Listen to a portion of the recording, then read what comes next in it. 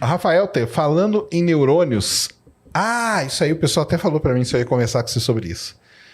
Aquele chip da Neuralink é viável para seres humanos? Isso é que tem aplicações práticas?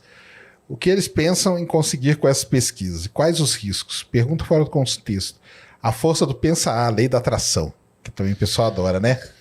Neuralink. Manja do Neuralink, né? Lá do Elon Musk. Elon Musk. Na verdade, cara, o Elon Musk fez a mesma coisa que o Nicoleles. Não. Muito parecido. Não. Na verdade, o Nicoleles contou pra gente o que é. Os caras da Neuralink eram alunos dele. Ah, é mesmo, cara? Ele contou lá no Flow pra gente. Porra, olha eram aí, alunos dele. Porque assim, eu vi o que o Elon Musk fez. A ideia é idêntica do Nicoleles. Porque eram alunos que saíram do laboratório dele. A diferença, e aí tem que sinalizar isso, a diferença é que o Nicoleles usava um bagulho gigantesco e o Elon Musk fez uma moeda. Então a ideia é a mesma com a puta de uma tecnologia mais avançada, menorzinha, implantada embaixo da cabeça e tal. Mas o mecanismo foi a mesma coisa. Não sabia disso aí, que eram alunos dele. Ele contou pra gente quando a gente conversou com ele no Flow. Eu tava junto lá de co-host. Legal pra caramba. Eu fui falar do Neuralink pra ele e falou, vou te contar. Os caras lá eram meus alunos. Olha aí. Saíram e foram lá. Ele não lá. curte muito... Não, ele não. Ele ele não é muito chegado, né, galera? Mas basicamente assim, o que eles querem fazer? Eles imagina que ele fez isso num porco, se eu não me engano. Não sei se ele fez em macaco também. Acho que ele fez em macaco. Fez em macaco? Eu vi no porco. O que ele fez no porco? Ele botou pensa assim, você tem uma região no seu cérebro que é o córtex motor. Uma das partes, né? Esse córtex motor tem neurônios. Fica mais ou menos aqui em nós. Tem neurônios ali. E se você abre nossa caixa craniana, você vai ver o córtex motor ali. E você consegue... Se você tiver a tecnologia ideal, você consegue colocar um negócio ali que lê a atividade daqueles neurônios que estão ligados quando você está caminhando, por exemplo. E você consegue ver um padrão de neurônios ligado quando você está caminhando. A ideia do chip, primeiro, é ler isso. E segundo, é tentar estimular aqueles mesmos neurônios que foi feita a leitura de padrão, gerando um movimento de caminhada, por exemplo, num animal que não tem movimento das pernas. É mais ou menos isso. É isso aí, né? Vamos dizer, ele defende a ideia de que é para tratamento de pessoa paraplégica, tetraplégica, essas coisas todas, né? Mas aí o pessoal sempre fica com medo, né? Porque um chip no cérebro, né? O Elon Musk, ele até falou umas paradas meio pesadas, assim, no sentido de transplante de memória. Cara, eu acho muito difícil, velho. Vai saber, né? Mas eu acho muito difícil. Porque, cara, como é que você vai... Tem um cara chamado Susumu Tonegawa, que é um cara do MIT, se não me engano. Ele conseguiu fazer um transplante de uma memória aversiva num camundongo. Caramba. Ele conseguiu transplantar uma memória aversiva, usando optogenética, umas paradas lá. Ele conseguiu muito pontual uma memória aversiva que é mais armazenada. Porque as memórias, elas ficam em engramas. O que é um engrama? O local físico das memórias, pessoal, vocês vão ler aí que talvez o hipocampo. O hipocampo forma memórias. Envolvido por formar novas memórias. Depois a memória ascende para as áreas corticais e fica armazenada em engramas, que são nada mais que conjunto de neurônios que dispararam e criaram uma trilha.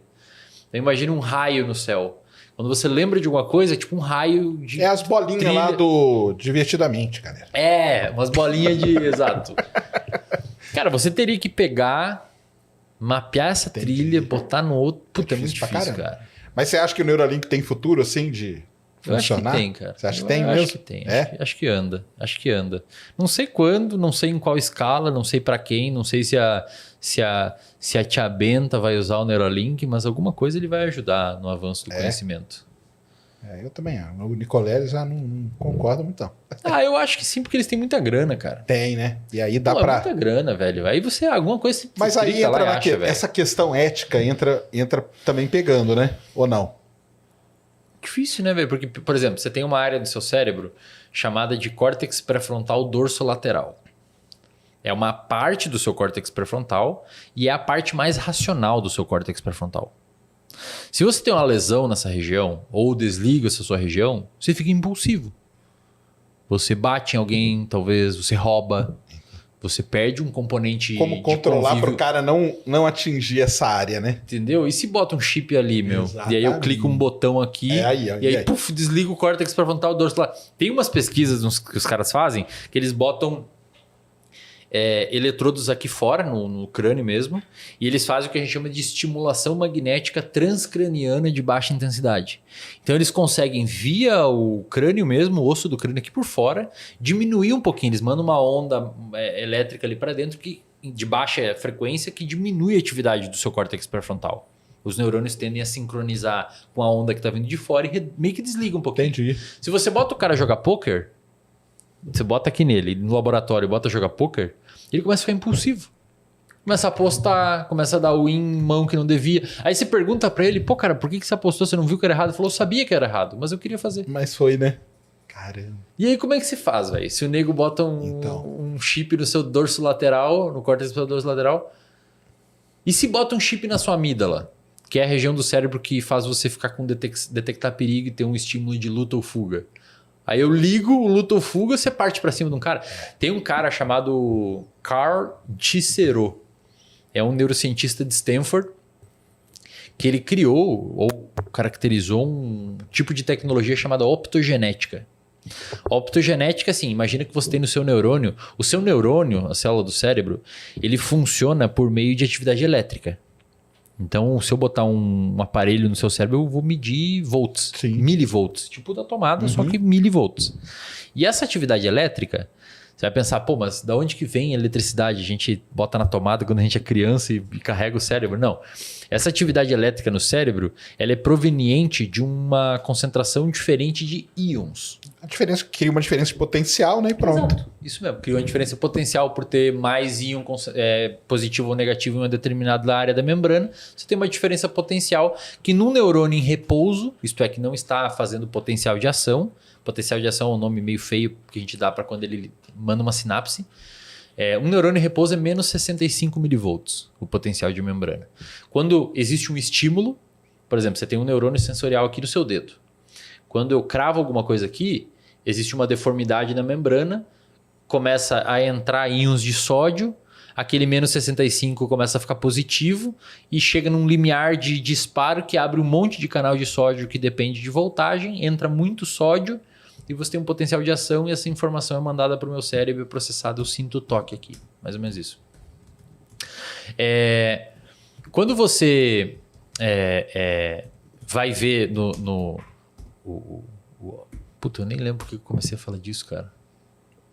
Não, a gente tava falando do cara que pode acessar lá os...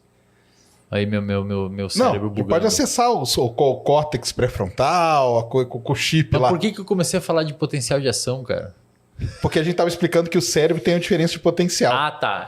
Que ele tem uma corrente elétrica. Cara, e aí imagina você fazer isso, botar um chip lá na amígdala. Daí, agora eu lembrei, o Carl Cicero que fez a optogenética. Aí, cara, eu tenho um problema quando eu esqueço, cara, eu não ia dormir hoje à noite. Eu ia ficar até 5 da manhã falando, cara, como é que o meu cérebro falhou naquela hora?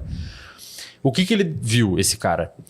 Esse canal de sódio, que é aberto, por exemplo, por meio de um toque, ele descobriu que tem alguns canais que são abertos por luz.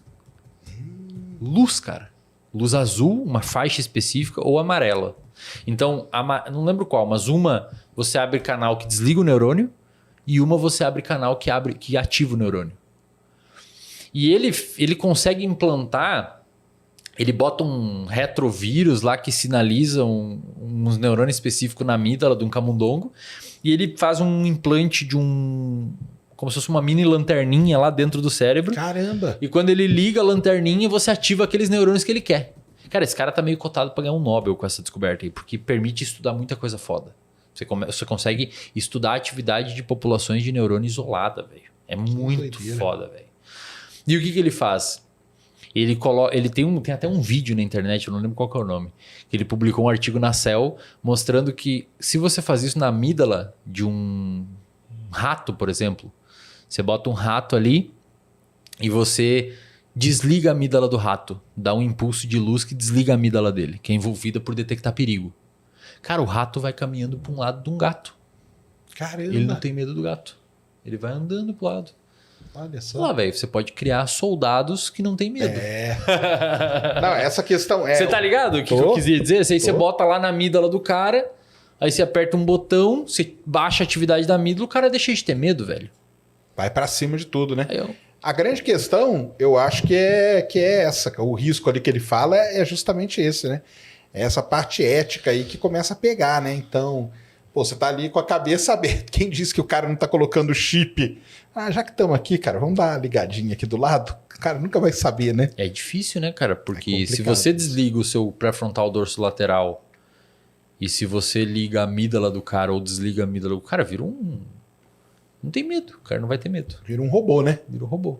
É Então eu não sei como é que seria manejado isso, assim. É uma seara muito Mas complicada. ainda tá em bicho, né? Ainda tá muito, né? Ixi, Vai isso daí demorar vai pra chegar, longe, né? velho. Não é fácil.